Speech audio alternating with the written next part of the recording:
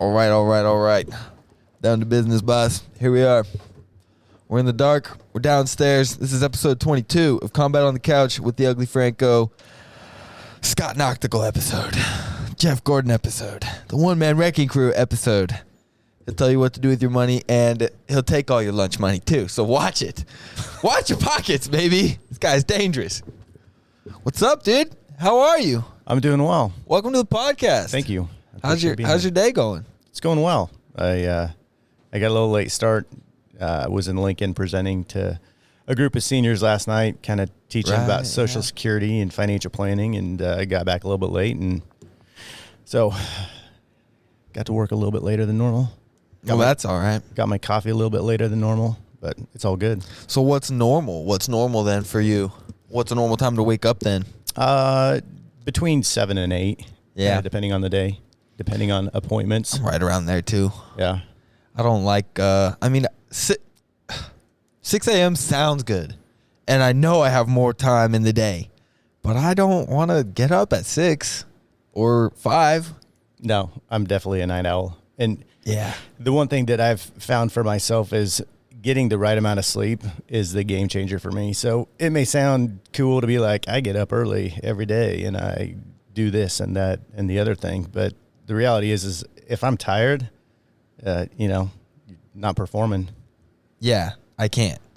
I was thinking, a couple days ago, I was like, okay, I've got 2 podcasts in one day. So that night I've got to hunker down and not do anything and go to bed and turn the phone off at 10 and then be for sure getting good hours. And I think I did. I think I'm fresh for today. But yeah, I'm also noticing it in my life as well. And I'm still young, Yeah. But you're still young. How old are you? I'm 47. All right. So you're 47, train here at the gym. Those are the 2 kind of obvious parts of who you are. It's oh, okay, he's 47 and he goes to jiu-jitsu? Yes, sir. What do you think about that? Do you get that a lot? I do. Not as much now, just because I think a lot of friends and family know that I do it. But,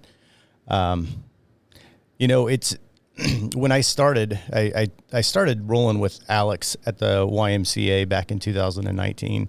So I remember walking by, it was a racquetball court, and they had stuck some mats in there, and I saw these guys rolling, and I'm like, man, that looks cool. And see, I'd been missing that for about 2 decades because I wrestled in high school. I loved it. You go. Right. I had intentions or thoughts of wrestling in college, but I ended up being a better pole vaulter, and so I had too athletic to wrestle. The wrestlers aren't real athletes, all right? Athletic is different than being a wrestling athlete. Wrestlers are athletes, but athletic stuff, pole vaulting is the most athletic thing I think in the world. So,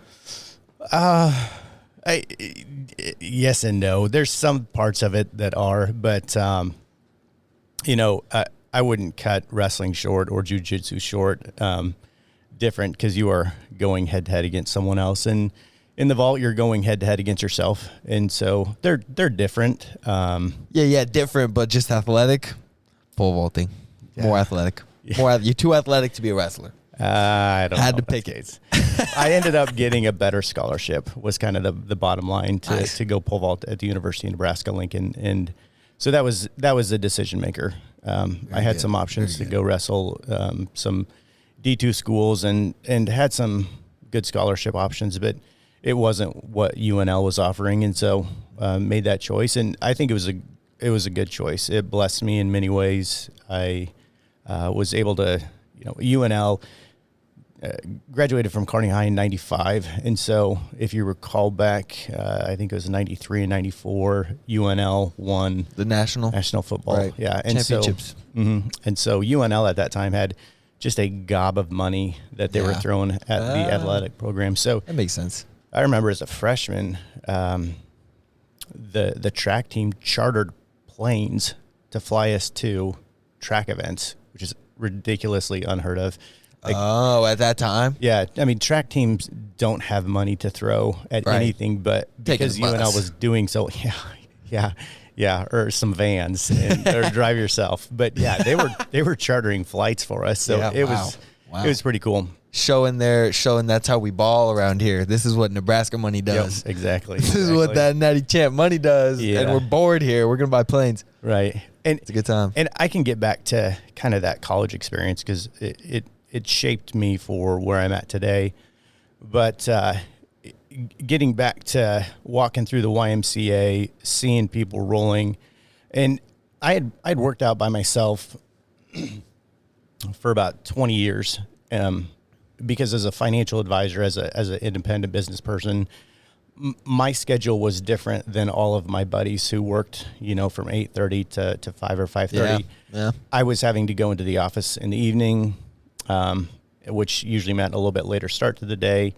I'm not a morning person. We already talked about that. So I like to work out in the afternoon or evening. So had to do it by myself. And so that camaraderie, the working out with people, and definitely the wrestling aspect of just going head to head against someone, I had missed that, and I couldn't put my finger on it exactly. But when I saw those guys rolling at the YMCA in the racquetball court in 2019, I was like, man, that looks like fun. I need to get in on that. So I talked to Alex, and he's like, yeah, man, show up. It's free if you're a member of the YMCA. And so I did that for, I don't know, 6 or 7 months, and then COVID hit, and that shut down all of those activities at the YMCA. So kind of sat on the sideline through all of 2020. And did you still work out during that and stuff like that? Or did you still? Absolutely. Yep, absolutely. That's just part of who I am. It keeps me sane. I just being active. For me. It's my stress reliever. I start to get a little cranky when I haven't worked out or push myself in those areas, and so it keeps me healthy. Yeah. Being addicted to working out is good. You get cranky when you're off your you're off your meds. That's right. Gotta have them. Absolutely. So, and you're okay with working out though alone. I want to go back to being alone part because I really just love meeting people that can do stuff alone. It's very admirable. And then finding out what that person does in all of their areas of life, because when people are alone, I'm an alone person, so I kind of understand like side missions. Like I'm doing this, but like in that there's so many little things that go on, and someone who's alone doesn't have anyone else to report to. So it's like you have them and you don't understand that they're going on. So how did you get okay with doing stuff alone and working out alone and stuff like that? It started out, I had to. And so, it's something that I think as humans, I say generally speaking, we want to be around other people. Not all the time, but I think there's an inherent desire for that. I just didn't have the choice. And then as I progressed, through my career and just through life, I found that there weren't many people that wanted to work out as hard as I was, or the duration that I did, and there was a handful of people that I tried working out with, and it just kind of petered out. That tried organically, working out with people, and it just kind of fell flat, and so I was fine. Again, it's my thinking time, it's my processing time, it's when I shut my brain off also. So I guess depending on the thought of the day or the activity of the day, and I may be thinking or processing through something or trying to solve problems, or I may be just numb, not thinking anything, or maybe I'm praying. So I don't know, but like I said, for me, there was something missing. Like working out some of the time alone, I think is healthy, but for me, it was too much. I needed to be around people. Yeah. You were doing Goggins before Goggins was doing Goggins. People couldn't work out with you. You were like, we're doing more pull-ups. And they're like, no, I can't do it, man. We're outie. Did you see that thing on his Instagram this last couple weeks ago? It was like, who came through? One of the fighters for MMA, Tony. Oh, what's his last name? But Tony. He went and like, apparently David Goggins has an open invite to people who are serious about getting in shape. You can come and train with me for the camp. It's like a 7-day kind of thing or something, but nobody's finished it. Huh. And this one guy, Tony, he did. Really? And it was like every single day it was like 3 million views, 4 million views on Instagram. Wow. And it was just like a minute and a half, 2 minutes or something. And it was just, David Goggins being David Goggins. But then this poor person dying in a workout next to him while David Goggins is doing the workout. Yeah. And he's trying to break this dude. And then he's the only guy that did it. So, So you haven't really got anybody that was like a good workout buddy. Maybe you didn't Goggins him, but like they just, at a certain point, they couldn't hang. It was a combination of couldn't hang, and then also just the problem with the time schedule. So because I have inconsistencies, meeting with clients as a financial advisor, that makes sense. I may be available, at 4:00 on this Tuesday, but not for the next 4 Tuesdays because I've got appointments. So, that was probably the bigger problem than anything, is just the inconsistency with my schedule, my calendar. That makes a lot of sense. Yeah. People need more of a schedule. I mean, a schedule is good, but especially when you're like working out and stuff like that, you have a schedule, but the schedule is sporadic. It's like organized chaos. Right. That's how you live. That's how it works. Yep.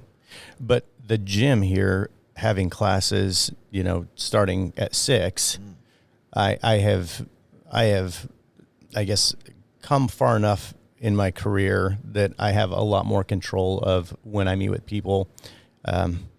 I can't believe it. It's been almost 25 years that I've been a financial advisor. So at some point, you can choose to, work all the nights, or you can say, you know what, I'm going to make some changes here for my sake and for my improvement. And I'm not going to meet with people, after 6. And so I started doing that.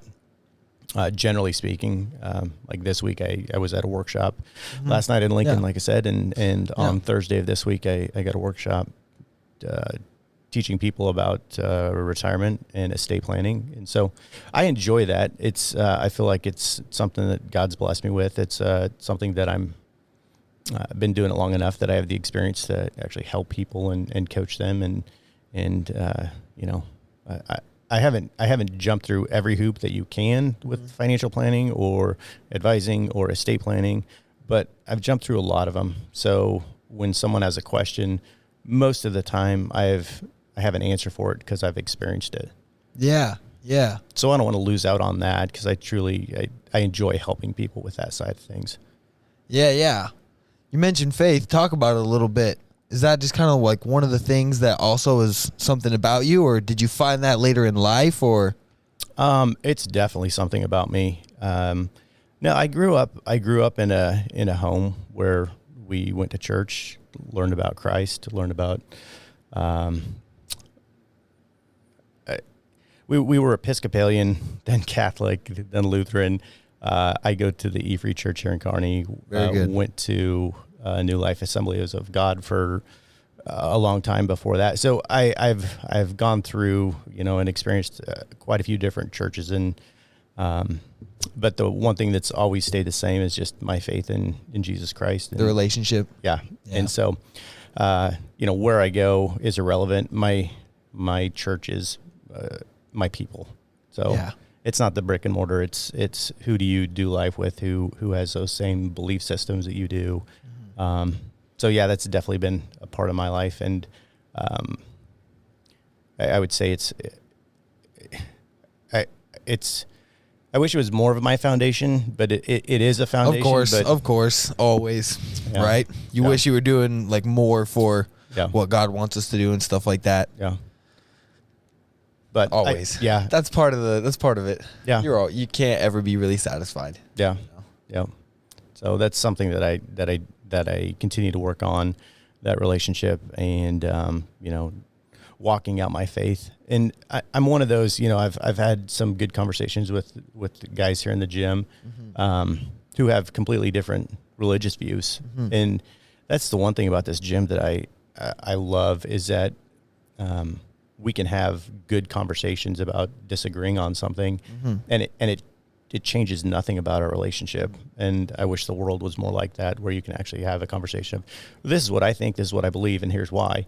And you share, well, this is what I think, this is what I believe, and this is why. And be like, cool, man. Well, maybe I'll take a piece of understanding from your perspective and be able to have a broader view on the world and maybe more on that religious aspect or you as a person. And that doesn't mean that I need to identify with that or that I'm changing my beliefs. Right. But I can at least recognize that that is who you are. That's what your belief is, and love you regardless. Right. You don't have to be in their shoes completely, but you gotta understand what it's like to walk around for an hour, you know? Like, you gotta try to, like, think about it a little bit and get the perspective, especially when you get into a situation where you find yourself going, you know, you're having that look, like, you're having a conversation, and then all of a sudden you're kind of, like, sideways, and you're like, hey, man, we don't agree. You gotta be able to get through that without having escalation, you know? Yeah. And the big problem with the world right now is there's too much of that. Yeah. There's too much of that. We can't just talk and disagree and learn and get perspective and take time away. Right. The taking time away and coming back to a fight too. Yeah. I mean, that's building relationships. Right. And for a lot of people, unfortunately, that time away is just de-escalating. But I don't know. I found that, you know, as time goes on, the I guess desire to persuade people has certainly lost its appeal.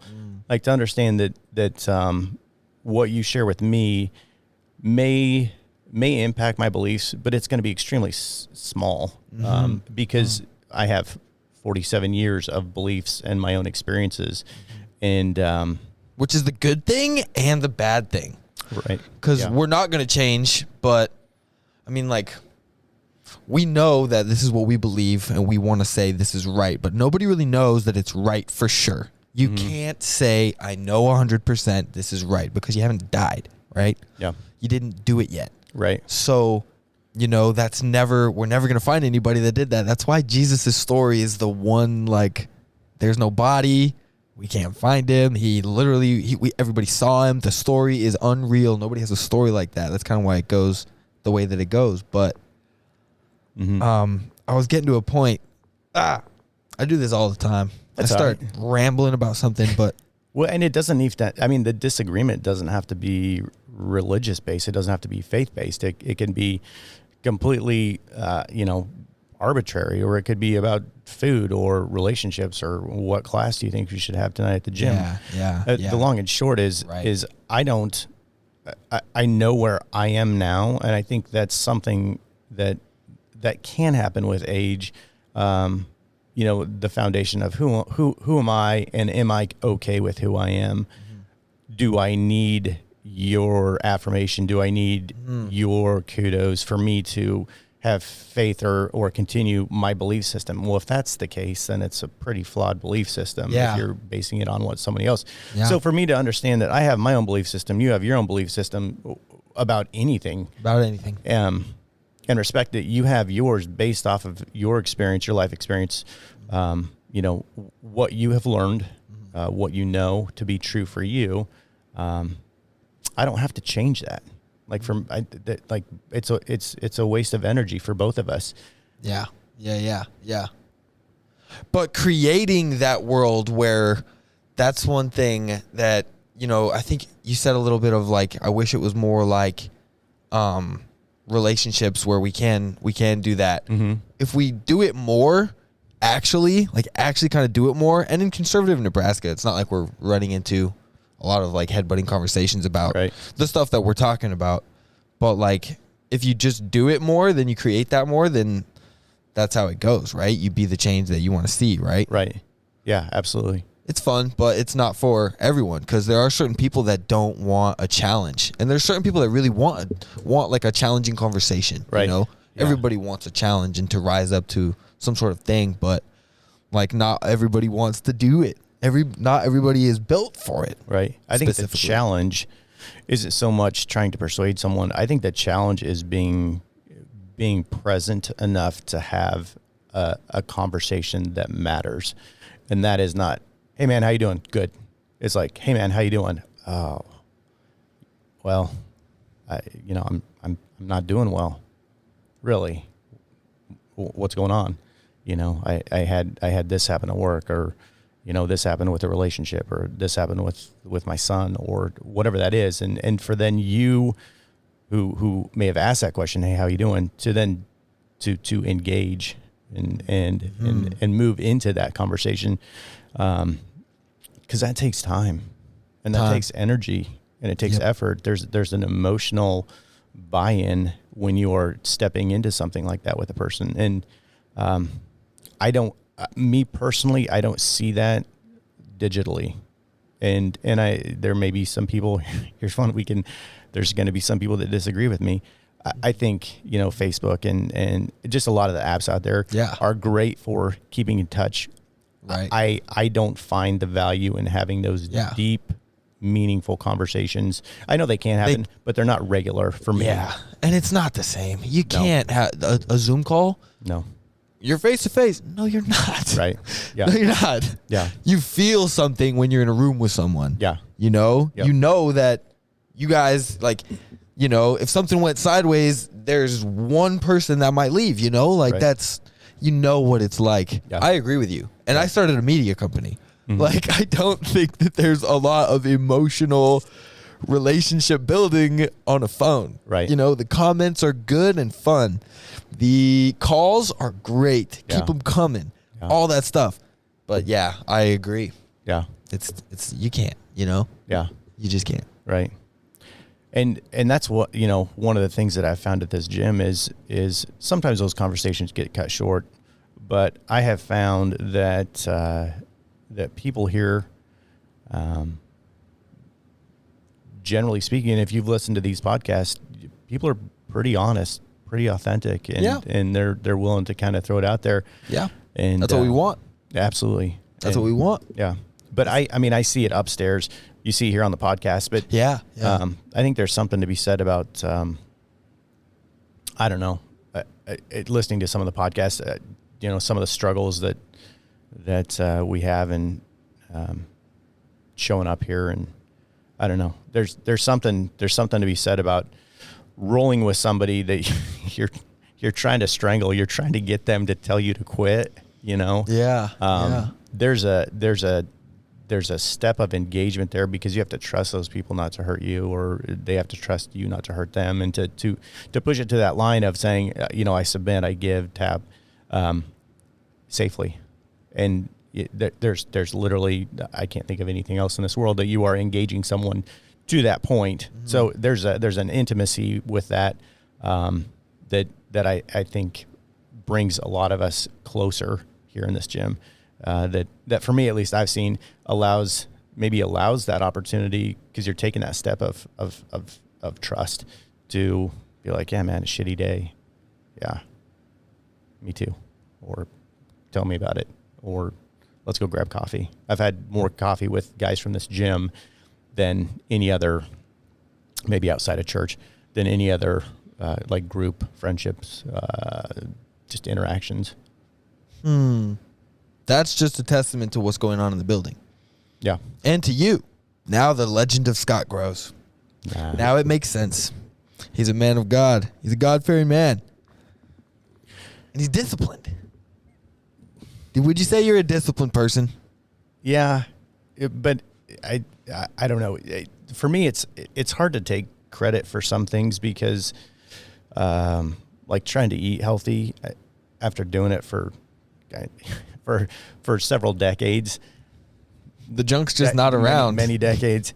Yeah. And I think routine and just your body, or at least for me, my body kind of tells me, okay, you've had enough, right? You've had enough sugar, or you've had enough caffeine, or, and then just to listen to my body and be like, okay, I don't need any more, or I'm craving protein. Go eat protein. I just kind of listen to my body. Yeah. But I don't feel like I get to take credit for that, because I feel like that's just something that has occurred over time. That's God's blessed me with genetics that allows, me to continue to do this. And I work hard, but, I don't know, I guess it's hard to take credit for it, because I feel like a lot of it was given to me. I think you're right, but take some credit. It's hard. It's really hard. Yeah. To buy the healthy food when everything else looks so good. That's hard.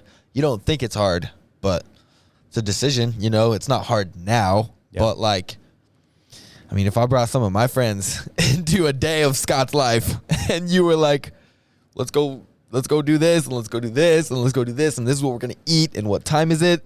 It's been 7 hours since I did this. Okay, we need to do this. Like you would see this other person just shut up about an hour in probably. Yeah. Because that's how it is. When you're an active, disciplined person, even if I followed you, I'm an active, disciplined person, but I don't work out every day. I don't roll around, I do things constantly, but some of it isn't productive, and we're just going to be honest. But, I'm sure I'd be blown away just because, it sounds very disciplined. It sounds like I know what it takes to come and roll. I can't come and roll because I have a job to do. Mm-hmm. I can't do both. Yeah. Somebody that can do both, I know what that takes. Yeah. It's a lot of discipline. Yeah.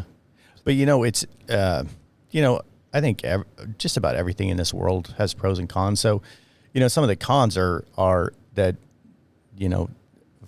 I've had to learn to sit on the couch.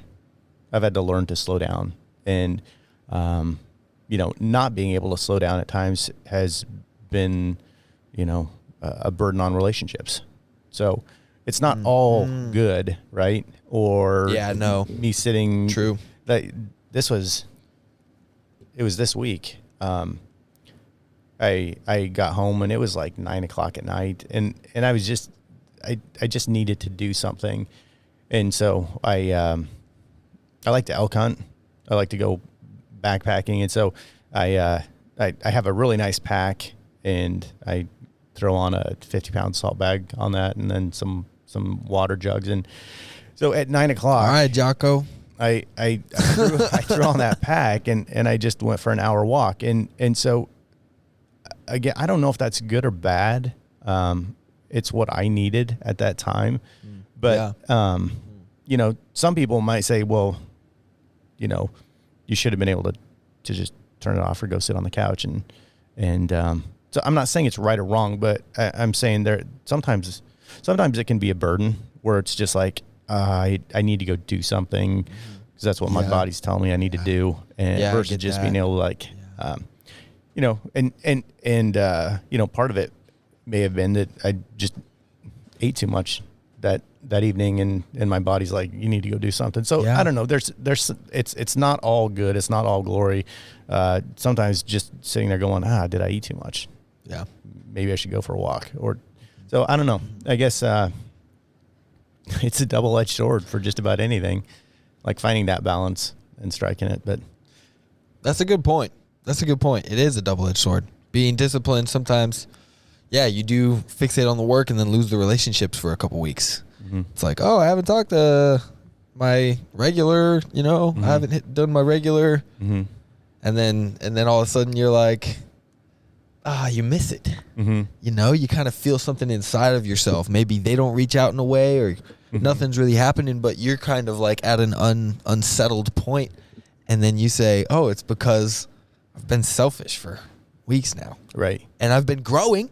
Yeah. And I've been disciplined. Nobody can say I haven't been disciplined. Right. But yeah. So it was last week. My sister asked me over for dinner, and I didn't go because I came to the gym. And so, there's times like that where they're like, well, okay, well, you're missing out on relationships to go work out. Right. Like, yes, I did. That was my choice that night. Yes. Was it right or wrong? That night. I don't know. That's the great debate is, right. Did I find time to meet up with her?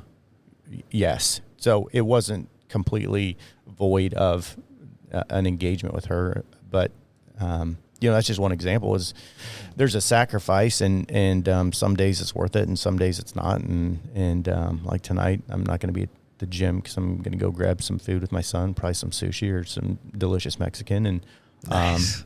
Because he and I haven't hung out a little one-on-one time for a while. So, but there may have been times where that persuasive side of no, Scott, you need to get your ass in the gym, Yeah. may have won out.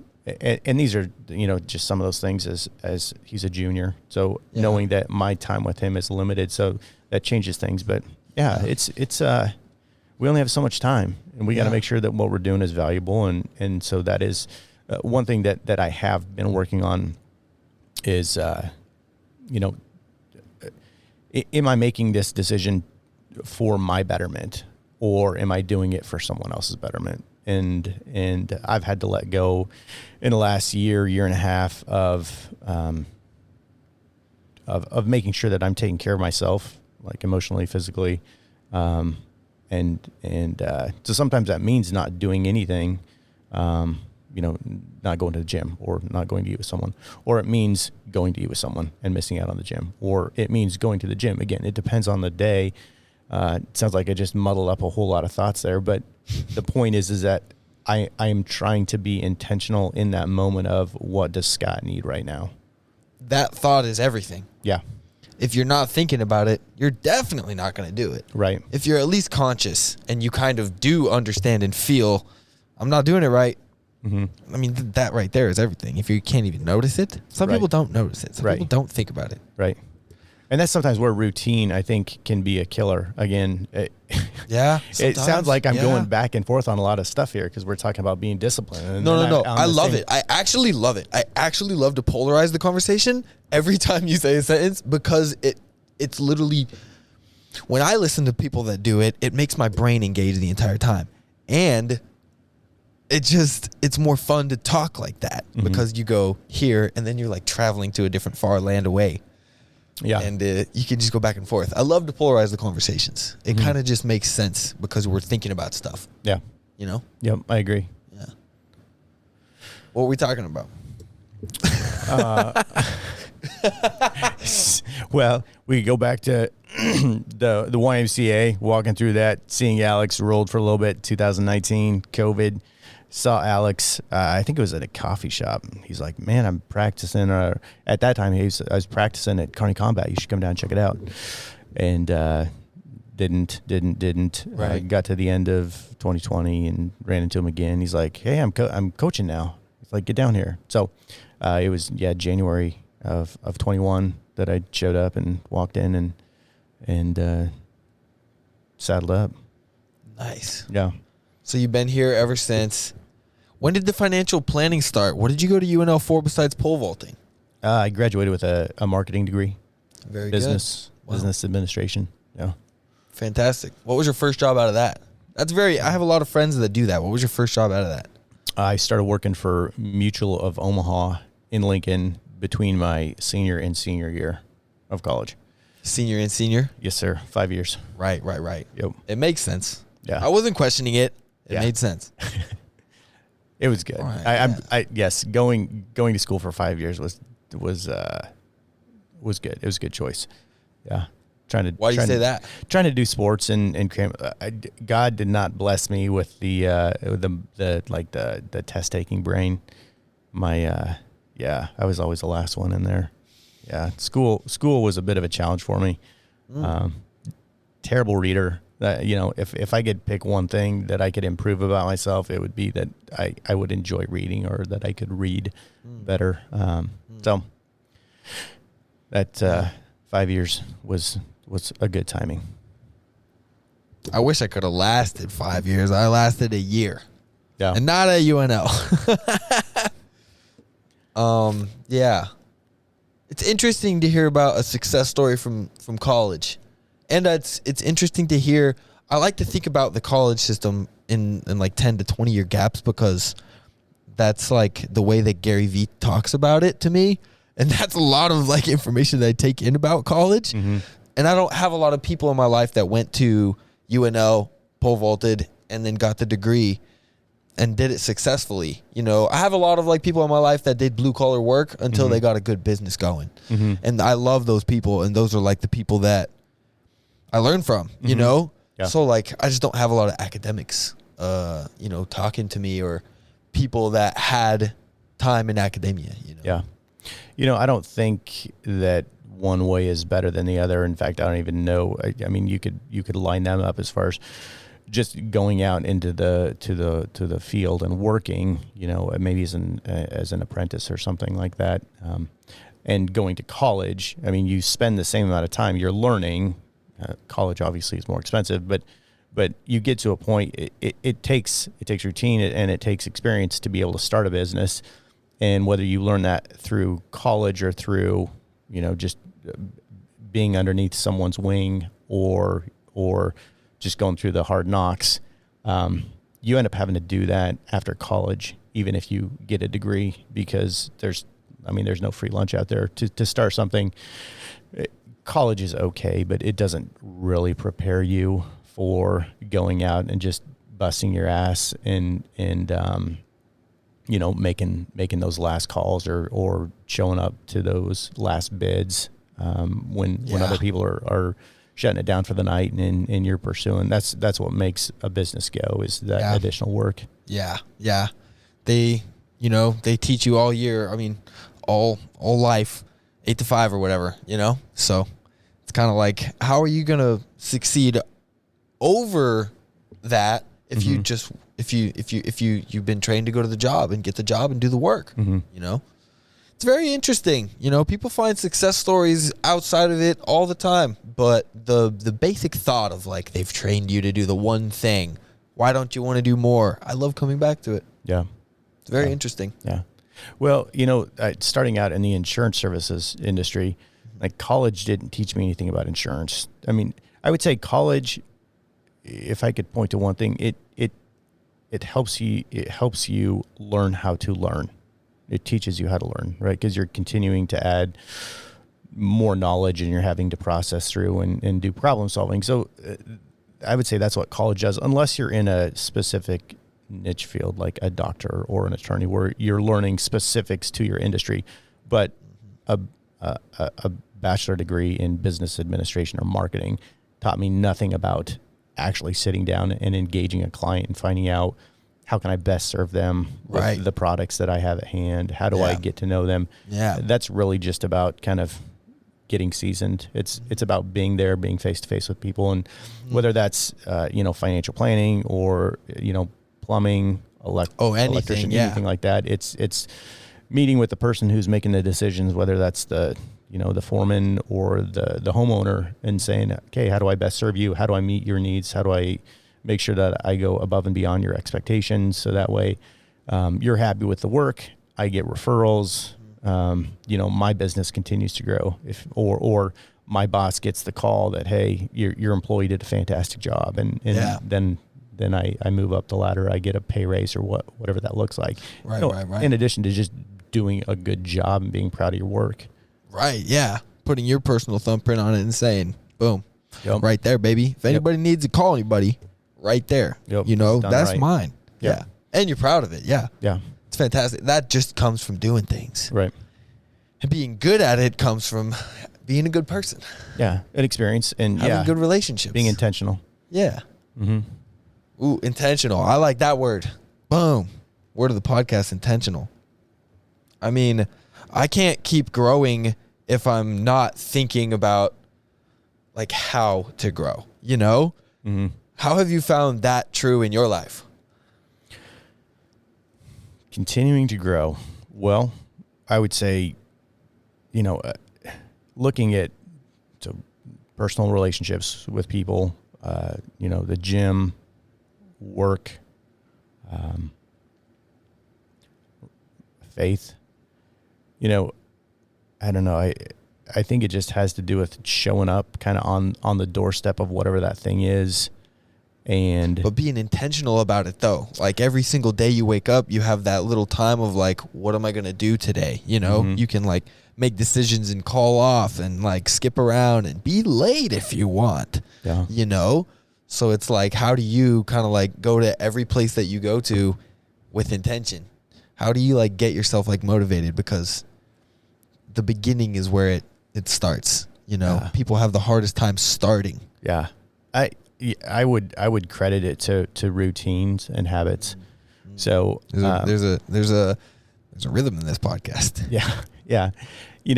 As a self-employed financial planner, and I worked back to Mutual of Omaha. I worked with them for about 2 years, and then I left with a couple other guys who were leaving Mutual of Omaha to start their own little firm.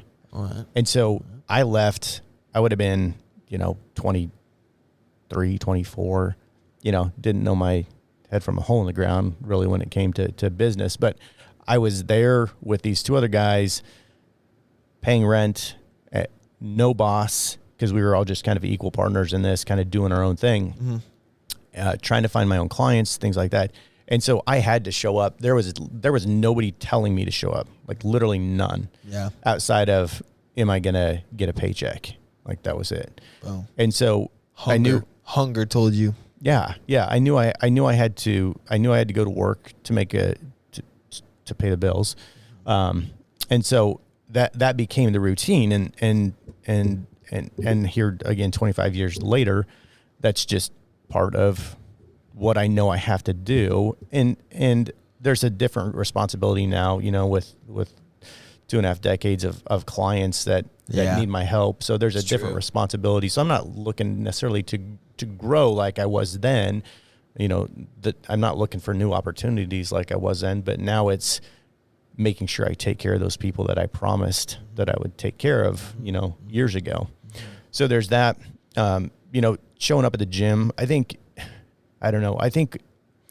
finding some form of activity, whatever that is, walking your dog, trying to strangle someone here at the gym, lifting weights at the Y, whatever it is. I think creating that routine and making sure that you're staying healthy and active. I wanted to be able to keep up with my kiddos. I want to be able to roll with my son. He's a junior at Kearney High, and he's a good wrestler. He just won the Kearney High invite. Proud dad moment there. He did? Yeah. Nice. The last one that we were slanging pizzas at? Yes, sir. Right there. Very nice. Yes. After that long wait and everything? Yep. Wow. Yep. They got look at him go. Track wrestling back up, and he went out and did his thing. Won his last match in triple overtime. So that was pretty sweet. Oh, he's a grinder too, huh? Yeah. Yeah. My goodness. And so I wanted, last year he was out of wrestling for a little while, and I got to train with him. So part of what I wanted to do when I was working out, and I think if people start soon enough and create that habit of just being healthy, mobility. So I'm not even talking about weight or like body composition, anything like that. I'm just talking about being functional, being out to go out and do the things that you want to do. Walking your dog, pulling an elk out of the mountains. That's something I got to do a few months ago. Or being able to... Cameron Haynes. This is the new Cameron Haynes, dude. Do you know who that is? I don't. Look him up. You're going to fall in love. Yeah. You're going to have a man crush. He just hangs out with Joe Rogan and Jocko, and they just shoot elk with arrows and do man crap and go for hikes. Yep, I already love the guy. Yep. But but I always wanted to be able to wrestle and compete and help my son develop these things. I've had the fortunate opportunity to help coach pole vault at Kearney High for the last couple of years, and I'll be doing that again this year. And my son actually pole vaults Fantastic. Also. So of course he does. Of course he does. and the thing is, like he's a great sprinter. Nice. Good long jumper. So he didn't have to go into the vault, and in fact, he wasn't even sure. But they're like, go vault, and so he wasn't trying to follow in my footsteps. I do not believe. It just kind of fell in. That's just what he was good at. Yeah. But it's fun to, to be able to grab a pole and go show a drill versus just trying to tell, a group of 14 high school boys, no, this is how you do it. And you kind of, you do this with your leg and you kind of do this with your arm, instead of that being like, boys, get over here, stand on the side of the mat. I'm going to show you how this is supposed to look. Yeah. And then go do it. Yeah. So it's things you like that. You can still do it. You can get over there. Yeah. Yeah. So it's things like that I don't want to lose. Yeah. I don't know, man. Where's that come from? Is that more of a pride thing? That's what I was just going to. I don't know if that's pride or the thing is, to say there's not pride tied to that would be just a flat out lie. There is some. There's gonna be. But there's more than that. It's the joy of being able to do it. Yeah. Because it's fun. It's fun. It's a riot. Yeah, it's fun. Most people are like, that looks scary. You're like, right. Not from this point of view. Right. That was dope. Right. And I'm not even just talking about vaulting. I'm talking about grappling upstairs. I'm talking about, we've. Yeah. There's. Let me check my cameras here. Keep talking though. No, that's all right. I'm going to jump in the bathroom real fast. Oh, yeah. Okay. Mojo. I said you'll lose your mojo. Oh, that's what I got this for then. It's true. The dirty stash. Dang it. So my son has a mustache. Does he? Yeah. And Does he rock it? He looks like, who's that? Val Kilmer on Tombstone. Okay, yeah. He has it grown out and it's like twisting up on the sides. Really? Yeah. I need to step it up. Well, he's owning you right now. I mean, yours is fuller. His is still a 17-year-old, but yeah. But it's long. All right. Yeah. Yeah, no, I know exactly what you're talking about in Tombstone. That's a good movie. That is. Yeah. It's a really good movie. Mm-hmm.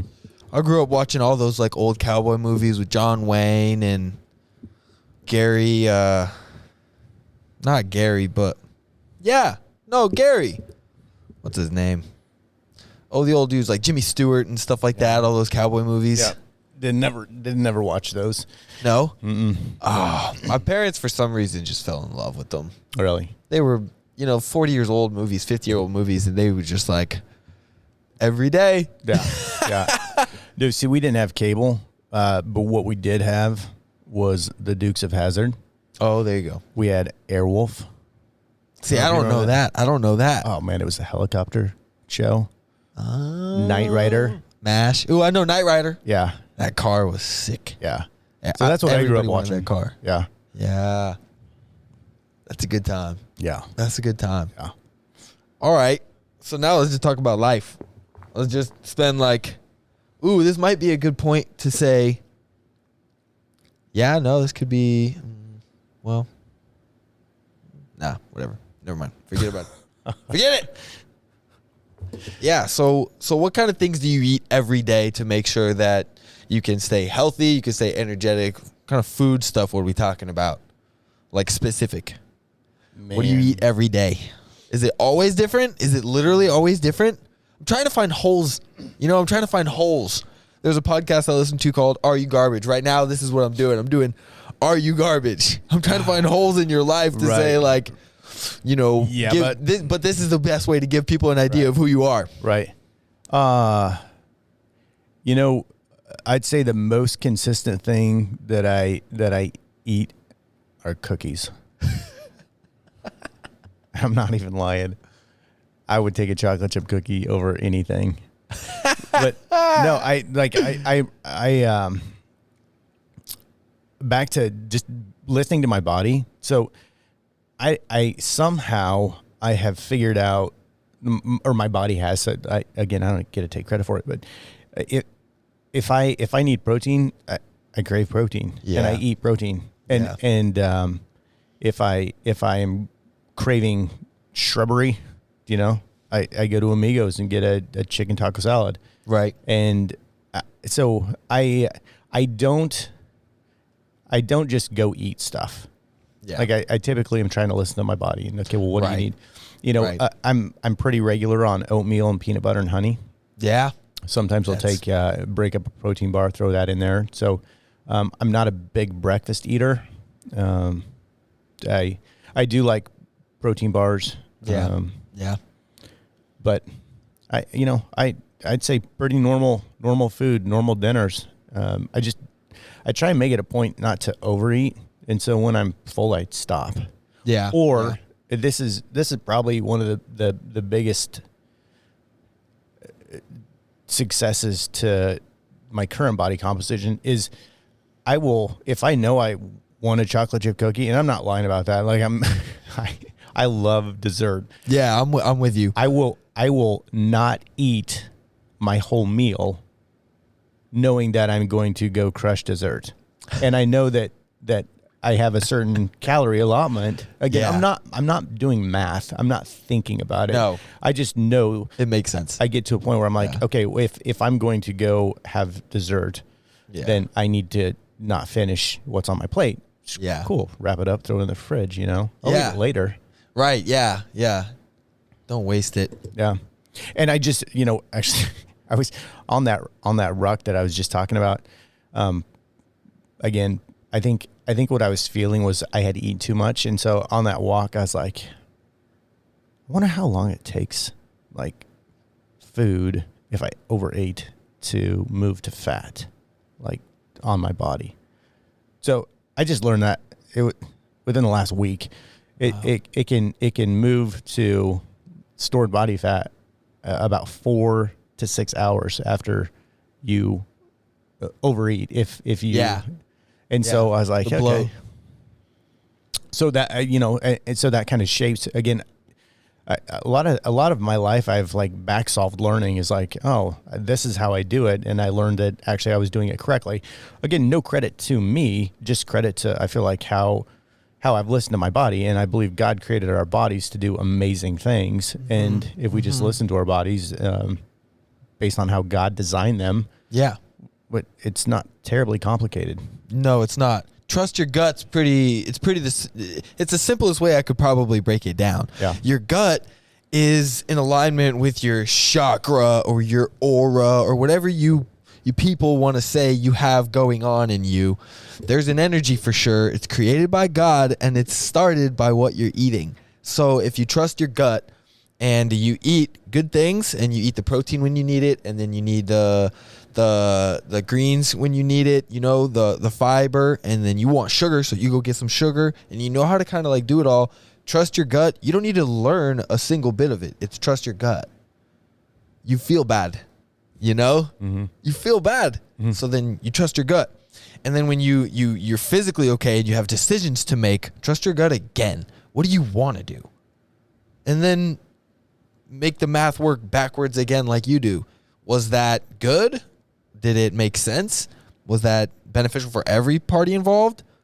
And then you say, yeah, that is what I wanted to do. I didn't know that I was building an empire or whatever. Like, I didn't know that I was like setting myself up to have a sales meeting in the next couple weeks, but like doing that, trusting your gut and really going off of your emotions with the beginning of having good intentions and being like positive in the beginning.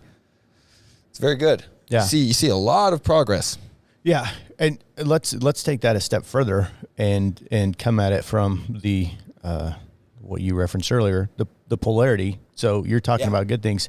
Let's talk about the bad things. When things don't go your way, when things don't go right. Yeah. And it sucks. Let's just acknowledge that. Sucks. Yeah. It sucks. It's life-changing. And so what I would say to that is learning from the mistakes, and we all make mistakes. And that's the one thing I love about my Savior is that he's okay with me making mistakes. Yeah, he's very okay with it. Yeah. And so, build on that. How can I not be okay with other people making mistakes and forgiving them if I'm being forgiven?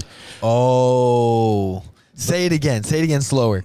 So say it again slower. Well, I'm forgiven. Right. So I need to forgive. Boom. I'm given grace. I need to give grace. Yeah.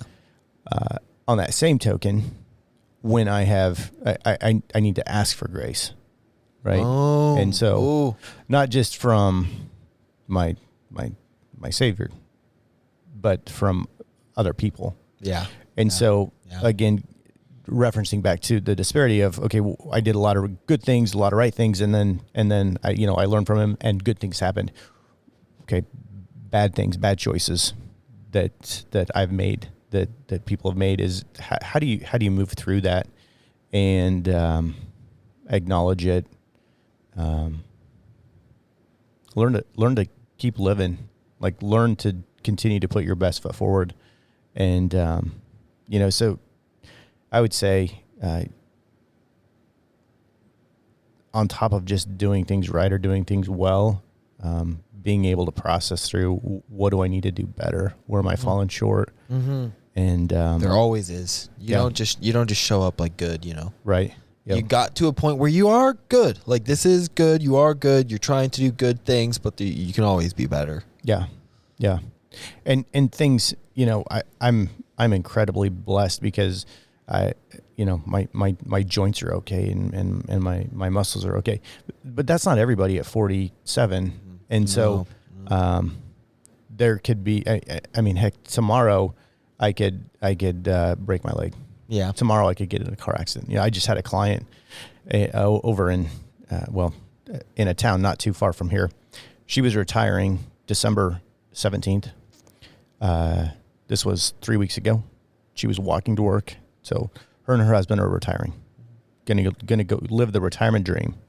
She got hit by a car walking into work. She's now in a hospital.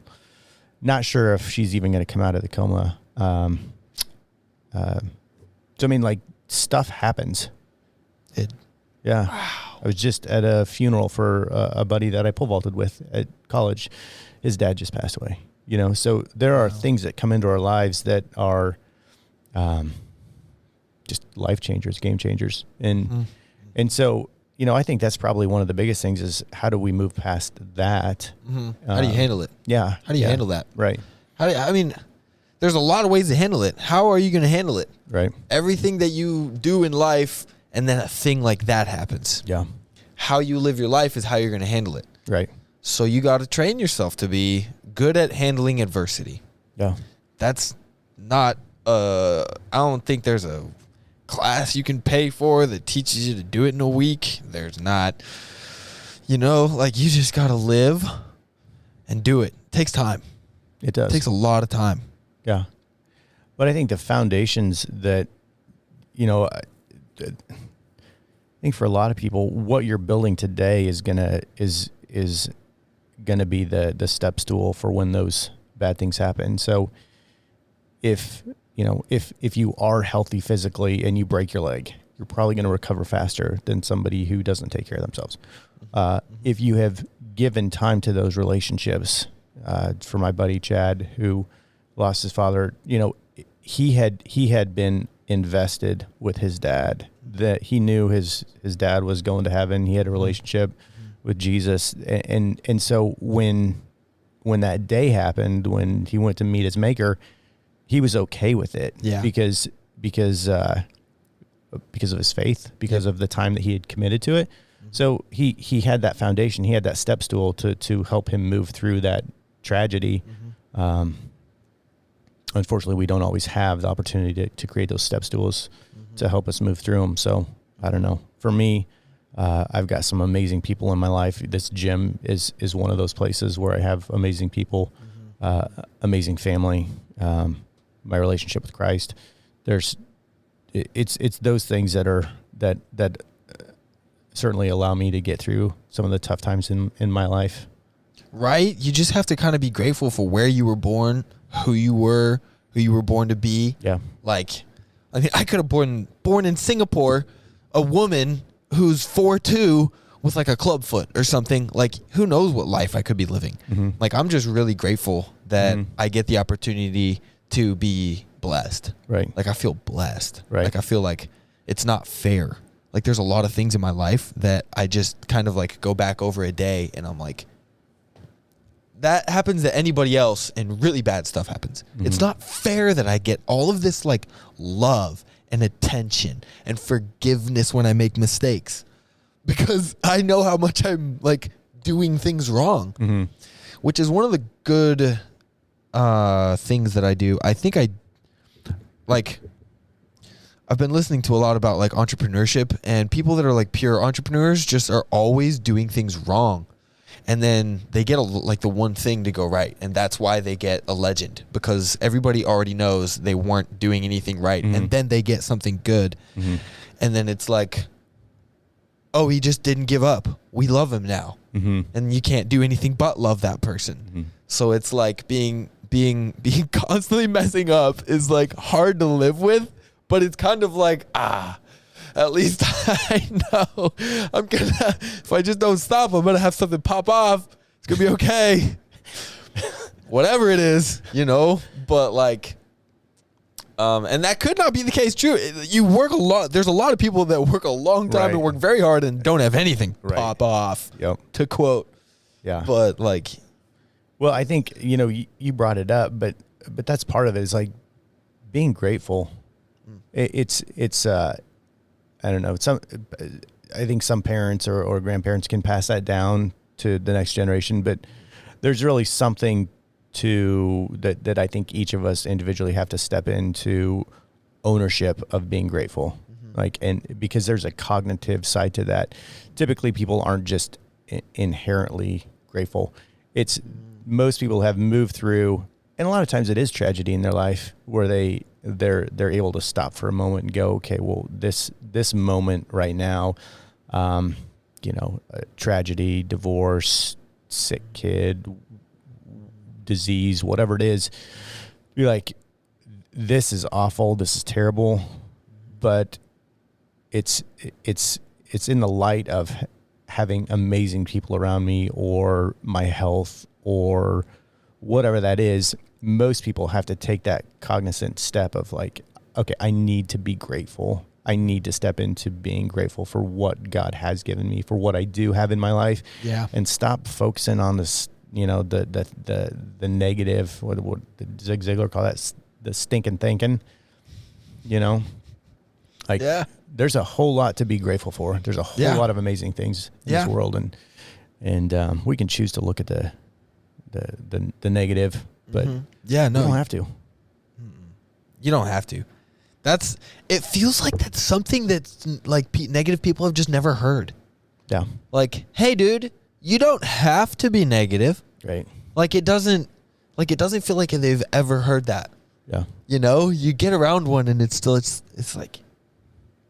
Well, if that's where you've put your energy and that's where you find value because that's who you are and you're like, that's what drives you, then, I mean, that's how we get bad people. Yeah. Well, and I don't even know if I'd say bad people. That's where we get unhealthy people. People that are that aren't.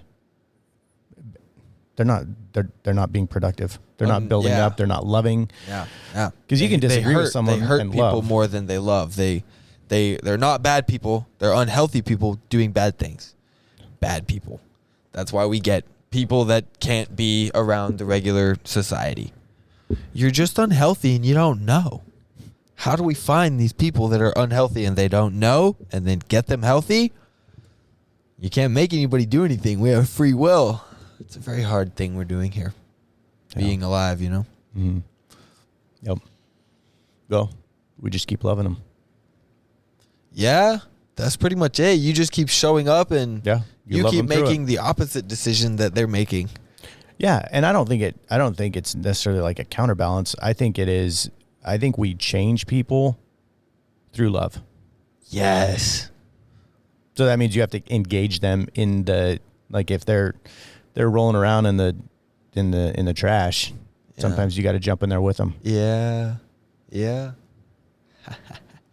I like it. It's true. It's literally just true. Right. If you find someone who's going through a hard time, you can't just say, well, come with me. I do good things. I have a great time. I'm going to show you how to do it. Sometimes you have to go and meet them at their level and be like, well, if this is what you do, are you serious? This is what you do? Mm-hmm. Well, I'm here for you. Right. So I guess this is what we're doing. Right. That story will win over the adoption story every time. Yeah. Because the adoptee doesn't know how to live there. Right. They don't know how to operate under your pretenses. Right. Until you can show them that lens, look through this lens versus your lens. But you have to get down and I mean, that's what we started talking about kind of at the beginning is being intentional with people and moving in and accepting them for who they are. Grace. Mm-hmm. We talked about that at the beginning also. It's like but the key is being solid with who you are So if I'm going to go get in the trash with someone, that doesn't necessarily mean like, okay, they've got a cocaine addiction. I'm going to go, do a little blow with them and then you can't compromise who you are to try to love them. Correct. You have to be who you are and love them. Correct. Right. All right. So you got to be solid with who you are, and then engage them where they're at, and back to that whole point of like, okay, you want better for them. That's an honest way to love someone, not necessarily just based off of your beliefs. You see my parents. Quick side story: my parents were doing a missionary work, and they were down on an island, and they were bringing medical goods, and my dad, I remember him telling me, there's like 60 kids, and they're just all hanging out. They're running around. They're playing with a soccer ball. Some kids are playing with a doll, and all day long they're just having fun. And if we wanted to say, well, hold on, we know how to really entertain kids. Like, well, let me show you what our kids do. And you give them a stinking device, and these kids go from running around, engaging each other, talking, to now sitting by themselves in a bedroom on their phone. Like, that's, in my opinion, not better, but that's how we do it. So we can't go into a situation saying, I know the answer based on what I do and what I've seen, because in my opinion, that's wrong. But yet we come back, we're like, well, we have more money. We can give them this. We can give them these phones. We can give them these things that would entertain them. But in my opinion, that would ruin their lives. So it wasn't about money. It was about, allowing these kids to engage together. So my point of that whole story is, what I believe to be right for you may not be right for you, or what's right in my situation isn't necessarily right in your situation. But for me to show up and say, hey man, I see you're rolling around in the trash here. Tell me about what's going on. Like, why are you hanging out in the trash? Do you like the trash? Does it smell good? Yeah. Are there things to eat in there? Yeah. Hey dude, do you know that's trash? Yeah. Why are you there? Right. Do you know that there's other things not trash? Right. If you like it, it's cool. Do your thing, bro. I'm not trying to stop you. But do you know that that's right. trash? Yeah. There are other things. Look at me. Do you want to come with me? Right. Like yeah. There's a whole process of things that need to happen. Right. And it takes time. Yeah. But not even saying, look at me. Like, just saying, again, understanding them, their why, their story, first and foremost. And then saying, what else is out there for you? Like, what else is there for you in this world besides where you're at right now? And then being able to walk them through, what could your world look like? What could your world look like if you stopped drinking, if you stopped using drugs, if you started exercise, if you, stopped going home and just sitting on your couch every night. Yeah. If you started maybe engaging with me, and, and it's just showing them an alternative. And I've needed that for myself. So I'm coming at this from a perspective of, that's my experience. I needed people, and I've needed this my entire life. I've needed people to come alongside, love me where I'm at that moment. So if it's in dysfunction, if it's in unhealth, whatever that is, somebody just come alongside and just saying, hey man, I love you. Like, yeah, show up at the gym tonight. Yeah. Man, I love you. Let's go grab food. Let's go grab coffee. Yeah. Yeah. That means everything. It is. Yeah. The relationship is there. Yeah. The time is spent. Yeah. Yep. If you don't go, then you're never going to get the opportunity. Right. You're just never going to get it. Right. Because no matter how good you get at your life, if you really want to love on people and help people, you can't just put on a seminar and then tell all your secrets in the seminar and then have them lining up. It's the opposite. You got to do it for free. Yeah. You got to do it for free. You got to do it good. And then you get the reward, which is a way more enjoyable life for yourself. You have more fun doing what you do because you're not even doing anything for, number one, no money. And then money shows up. That's how that works. And then number two, it's just like for you. Like, it's for them, but it's for you. Right. And it's very rewarding to watch. It's fun to watch someone doing it for real. It's very easy to tell who you are. You know?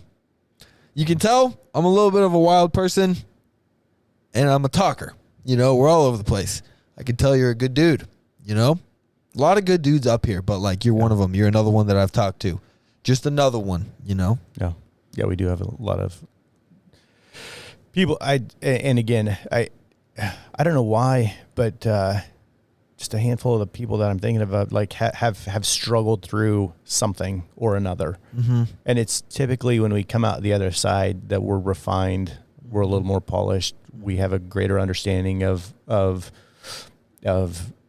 grace, Mm-hmm. a greater understanding of, like, giving somebody else grace. Mm-hmm. And because of my failures or because of their failures, it's easier for them to just love on people, not saying, I've got my shit together, so, and you don't, so we're not company. Right. Like, I'm a mess, you're a mess. Yeah. Let's go work out. Yeah. You know?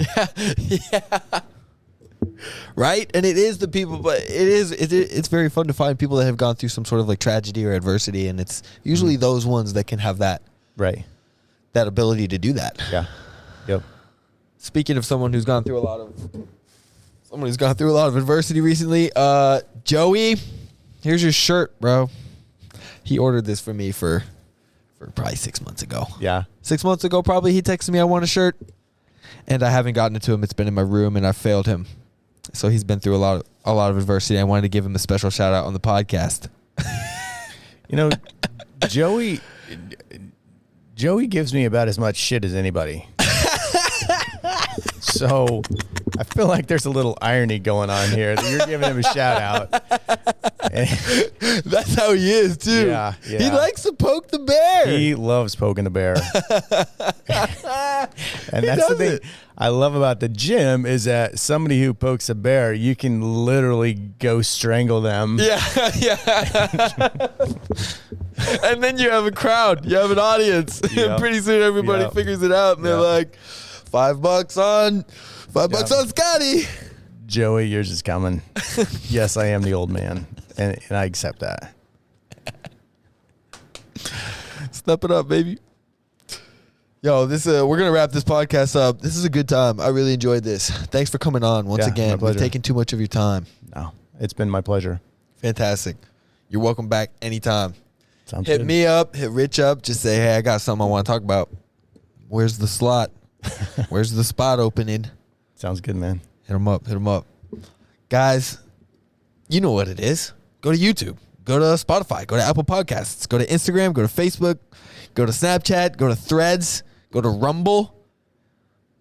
There's more. I can't think of all of them, but there's more. Go to Patreon. Go to... Let's see. YouTube, Instagram, Facebook, Snapchat. There's too many. I can't. Just go to the internet, look up the Uglee Franco, and you can find podcasts like this somehow for free, okay? And thanks for listening. Like, we really appreciate you. Come to Kearney Combat Sports, okay? Come to Kearney Combat Sports. Seriously. You'll be better for it. Come to Kearney Combat Sports. You'll be better for it. That's it. That's all we got. That's the end. And then the music will be playing. Yeah.